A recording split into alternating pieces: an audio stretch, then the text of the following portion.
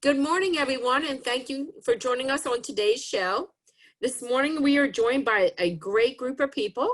We are joined by President Ellen Silverstein, incoming Executive Director William Feely, as well as Brigitte Peters, as well as Allyson Redpath. Allyson, did I say your last name correctly? Yes, thank you. Thank you so much. Now, Allyson and Brigitte are with us from the Department of Commerce. Is that, am I making a true statement there? Yes. Okay, This is wonderful. it's from the Maryland Department of Commerce. Yes. Thank you so much. So what they're joining us this morning about is to talk a little bit about the best practices and what steps small to mid-sized business need to take as they begin their opening to the public as well as to their employees. And so we thought we'd start this morning's program with a foundation of how this evolved and how this came about. So at this point in time, I want to welcome Brigitte and Allyson, and I'd like to give the floor over to you so you can start talking and speak on that issue. Sure. Well, why don't we give a little introduction of who we are and what we usually do, because things have been a little different for the last couple of months, I think, for everybody. My background is in financial services. I did investment banking. I did capital raising and M&A for a lot of years, and joined the Department of Commerce at the end of December as the Director of Entrepreneurship. Because I've done a lot of work with early stage companies, and most recently, before joining the Department of Commerce, started an angel investment group in DC called Citrine Angels, which is for women investors, accredited investors, to fund female-founded startups. And when at the Department of Commerce, normally what I work on is ecosystem development. So basically helping to connect small businesses. There's 600,000 businesses in the state of Maryland with 50 or fewer employees. So that is the universe, and work with a lot of different players in the ecosystem, like incubators and accelerators, investment groups, other economic development associations, to try to connect small businesses and startups to government resources. And Brigitte, would you like to give an overview of what you do normally? Sure. Thank you very much for having us on this morning.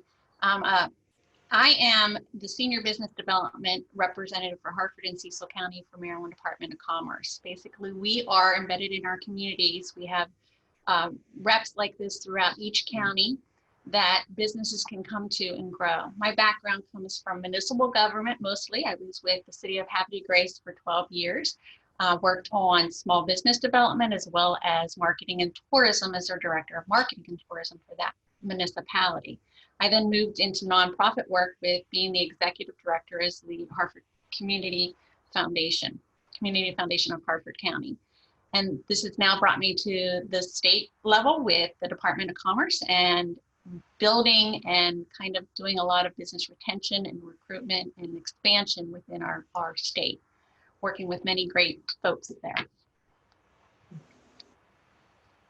Okay, great. And you know, since recent events, we've been doing a lot of, everyone at the Department of Commerce, in fact, there's about between 100 and 150 of us, depending on the year, have been working primarily on COVID relief efforts. We instituted at the end of March a significant grant and loan program for small businesses. And so that was a, all hands on deck, many thousands of applications kind of thing that we did for, a good portion of March and April as well.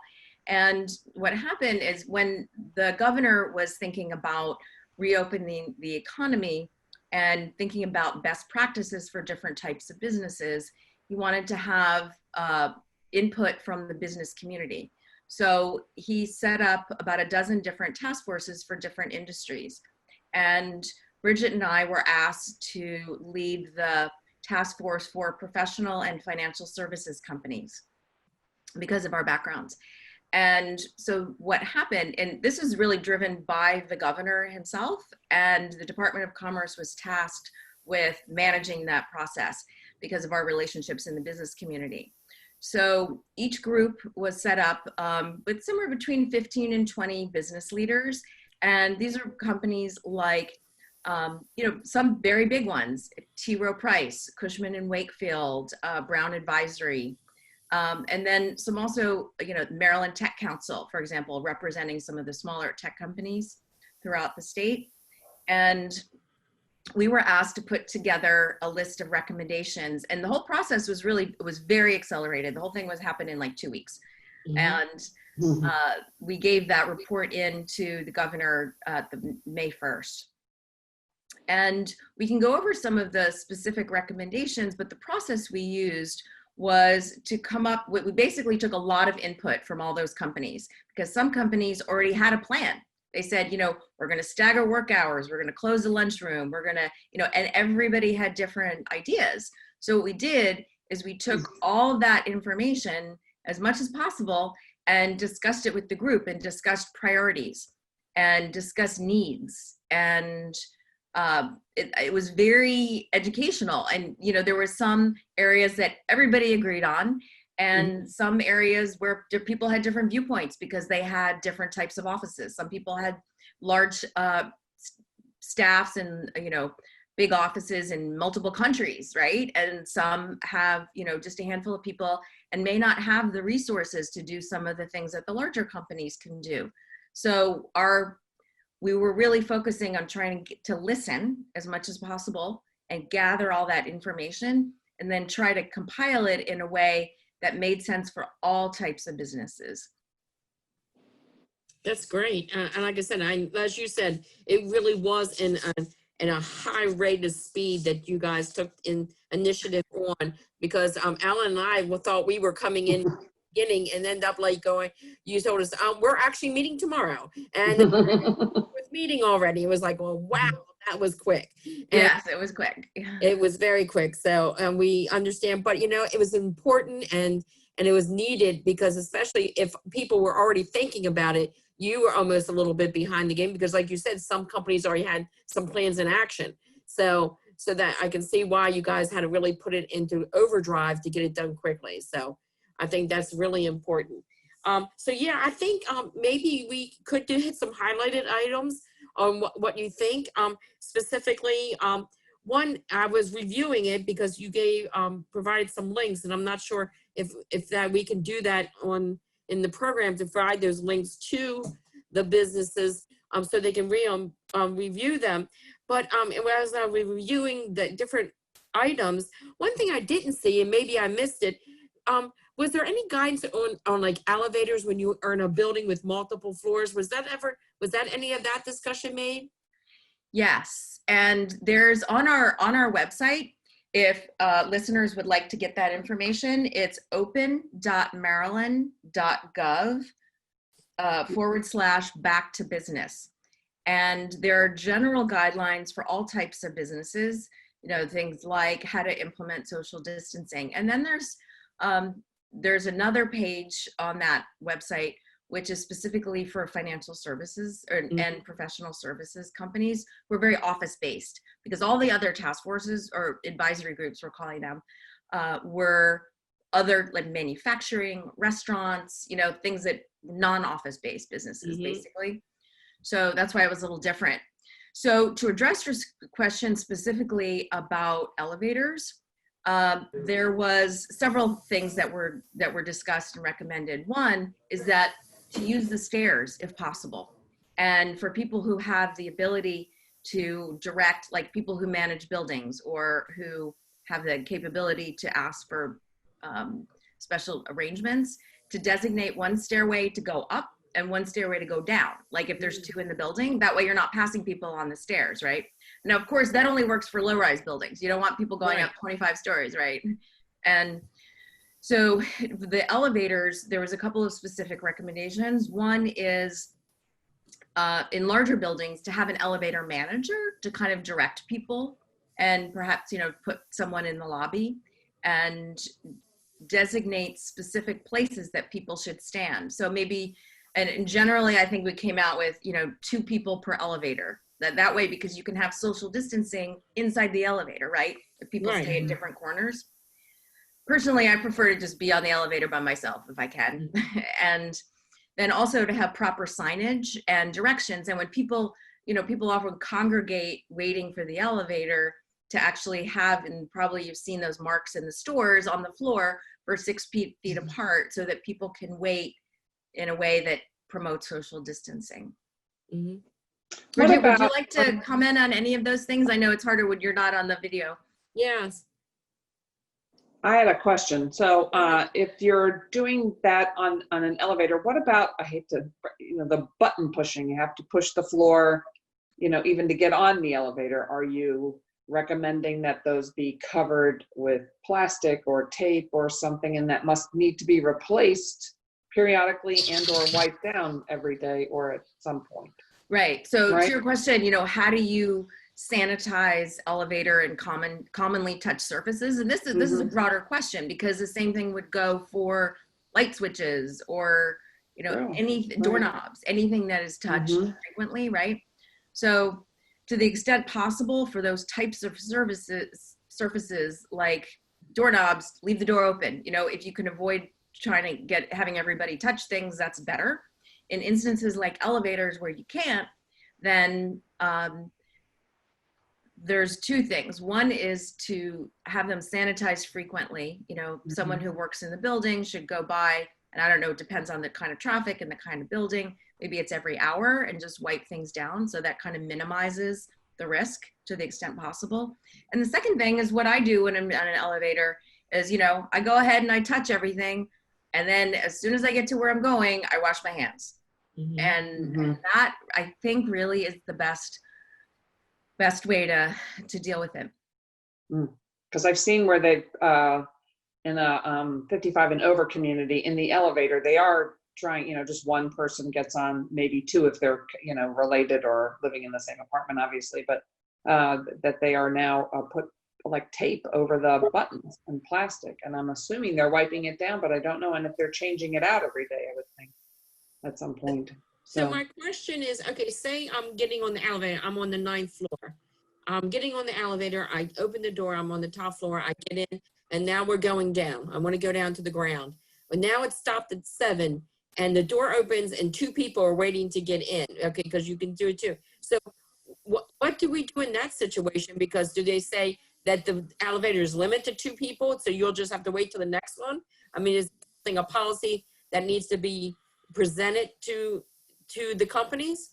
The recommendation is to have the whole building have that rule. Okay. So, and some of the companies that were in our group were real estate management companies. Right. And so that, I'm hesitating because, not every company is in control of that, right? If your building decides not to do that, what do you do? And I personally would probably say, hey, would you mind waiting for the next one? Or I could get off if you're in a rush. Sort of just negotiate it as necessary. And Sandy, I think if I can chime in here for a second, Sure. It was fascinating working with the task group and the people that were involved with this initiative. Many ideas came forward. They talked about, this is where like Maryland Tech Council and the technology that's out there is looking at ways to have a film that goes over that, they were giving information about maybe preparing the elevator and the switches in a way that might be a positive use for those going through. They also talked about bringing over the traditional attendant that attends the elevator, and they are the only one touching the buttons and controlling who comes on and comes off. But these are not mandated policies through the state. They come down to that business themselves creating their plan moving forward. Right. Well, I live in a high rise. I live in a high rise building, and I must say that since the COVID started, people were much more user-friendly about those kinds of things. They'll wait for another elevator. They'll take the time, and if the elevator stops on the floor and there's somebody on there, well, then that person will just wait for an elevator to come again. So I've noticed that it's amazing how courteous people have become.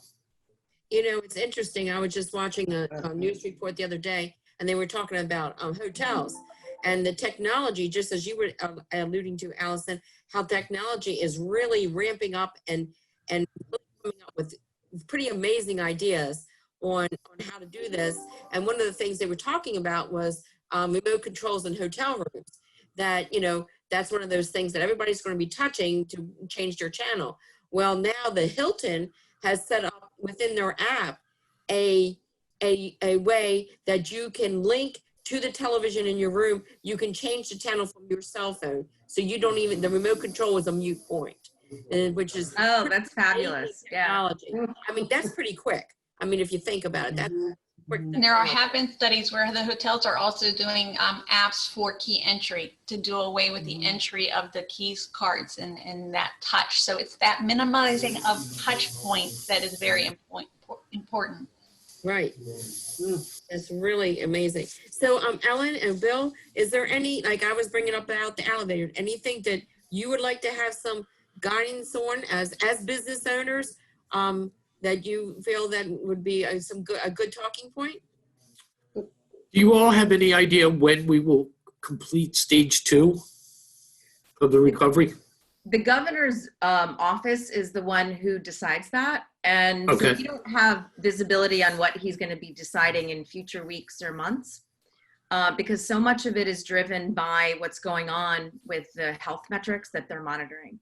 So it really depends on like the level of hospitalizations, and you know they're putting together, and as you may know, they've been publishing the positivity rate of the tests, and those have been steadily going down, and that's a very good sign. So there is a stage 3 after stage 2, which is on the governor's website and the Road to Recovery map. And that would be for very large gatherings, for example, for which are not permitted right now. One other thing that I should clarify we were talking about is these advisory group recommendations that we've been discussing are really just recommendations. Mm-hmm. They're not legal requirements in the same way that a lot of the other things are, that are, you know, businesses that are allowed to open or not open. That is like an actual rule. The things that we were working on were intended to be helpful guidelines or suggestions, really, recommendations. Okay, and do you have best practices listed on your website as well for offices? Yes, yes. And that's what Sandy and I were talking about a little bit earlier. That's the open.maryland.gov/back-to-business. Okay. Actually, for a lot of different industries Right. as well, if there's other ones that your clients are. Right, Allyson, and we'll share those links while I'm with you. You know, Allyson, as we stated a little bit earlier in your notes, you said they were doing, what was it, contact tracing? So say, for instance, we are in our business and we have an employee state and say that they have been tested positive. What is our responsibility as a business owner?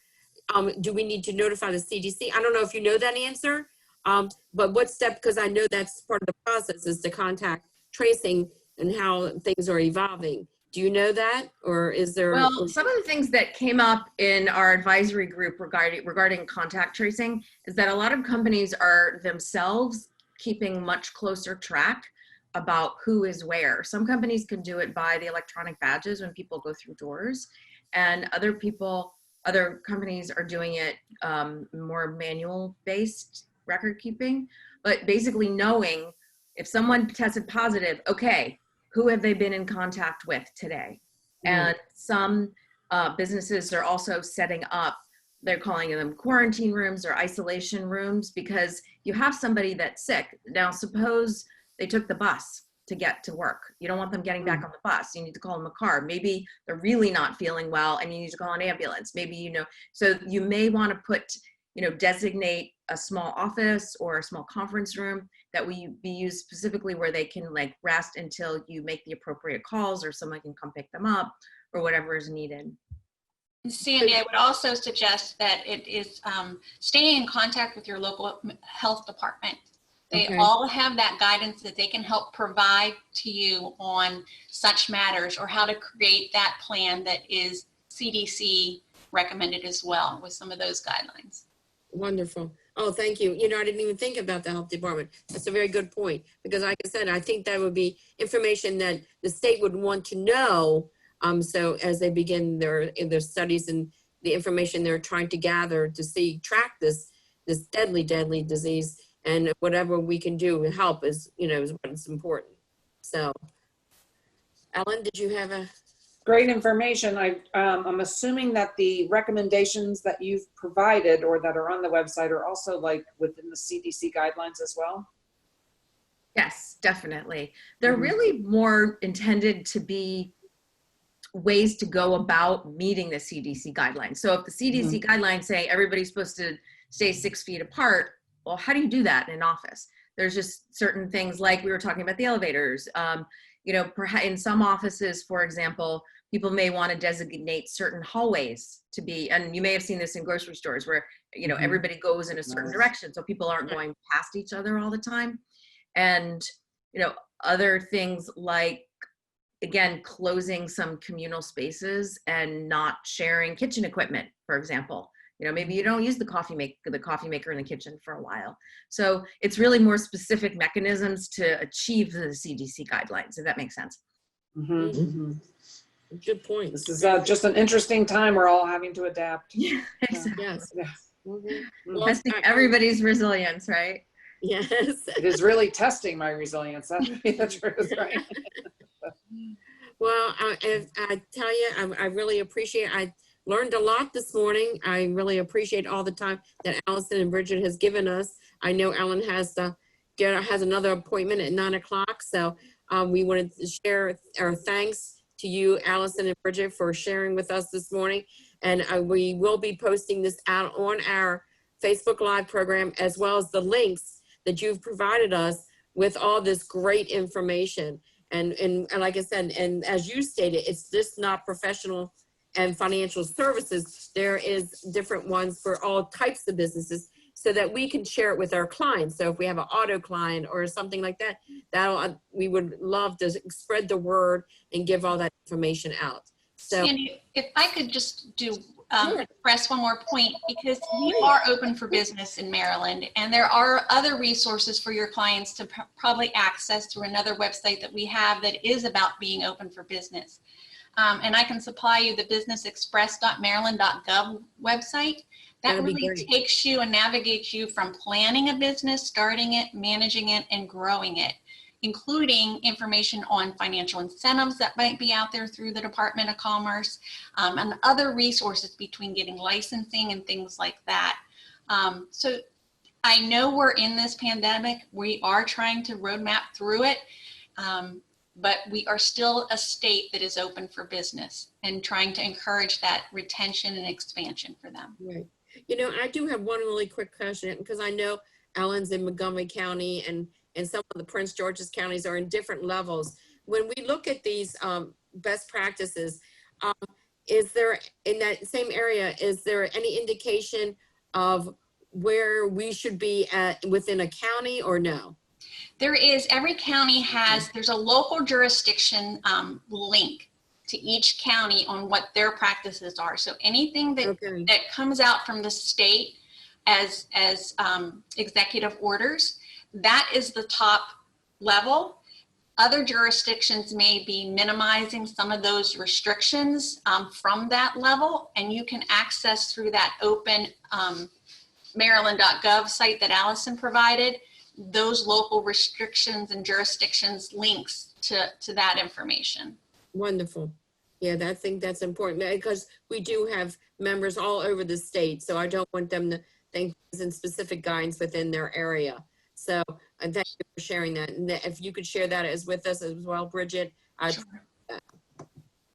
Yeah, one other resource that might be useful for your listeners is that the Department of Commerce has a central email address for any questions, because sometimes it's difficult to know if you have a question about a loan, or you have a question about a permit, or where do you go, right? So for just general inquiries, we have an email box, which is secretary.commerce@maryland.gov. And then we have a staff that directs those inquiries to the appropriate people. Wonderful. Yeah, that's good to know. That's really good. Okay, well, Well, I thank- want to thank you both very much for giving us your time this morning. Thank you And for having us. hopefully we'll get the word out to all of our members and they'll all be assisted by the information that you shared. So thank you. Terrific. Yes. Great Indeed. talking to you all.